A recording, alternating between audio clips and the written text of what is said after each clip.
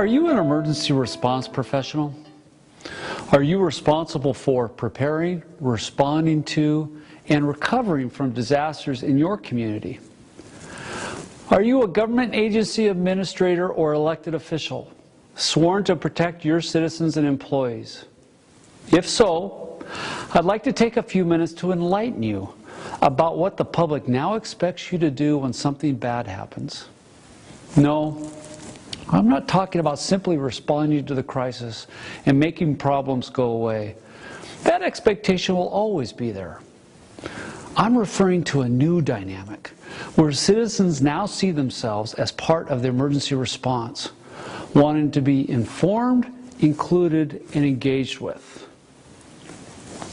Now, gone are the days when the public got their news through well-established news organizations, often sanitized, edited, timed, and in some cases censored.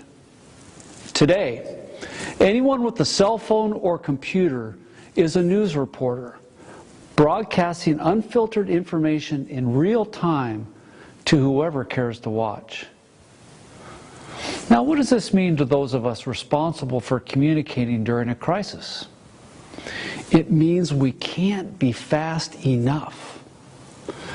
Now, when we arrive on the scene of an emergency event, real-time information about the event is already being spread across the internet, complete with commentary, opinion, and often rumors. Let me give you an example. A fire breaks out in the middle of the night in an abandoned building in the center of a city's downtown business district. The fire spreads into an adjacent building, burning spectacularly, accompanied by an explosion that sprays glass across the street. On arrival, the incident commander talks with the transients who have been sleeping in the building, who say everyone escaped unharmed. The incident commander knows there's no way they're going to be able to save the buildings. So he directs his crews to deploy hose lines and ladder trucks to protect the nearby buildings, deciding that the involved buildings were beyond saving. Shortly thereafter, the fire chief arrives. As he dons his protective gear, he notices a large crowd of onlookers. He says to himself, thinking that this time of night, most everyone should be in bed.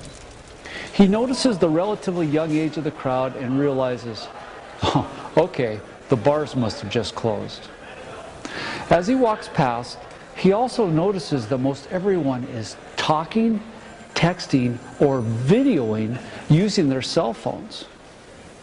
He picks up snippets of conversations such as, "There are people trapped. I saw someone jump from a window. The firemen are just standing around. I don't think they're going to be able to stop it from burning down the whole block."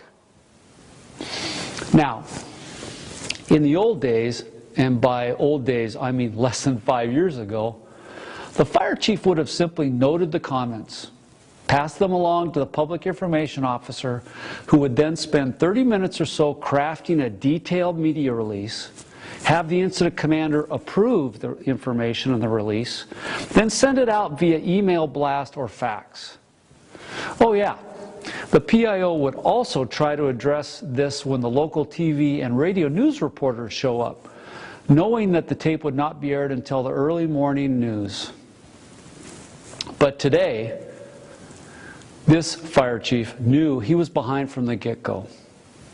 Citizen reporters with direct access to the internet were distributing video and misinformation at the speed of light. Time was not on his side. So what does he do? He checks in with the incident commander, confirms the basic facts of the fire, and directs the PIO to engage now.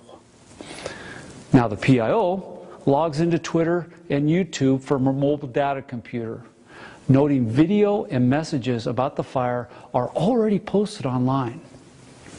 She quickly tweets basic information, corrects rumors, comments on the videos, and links them to the department Twitter account.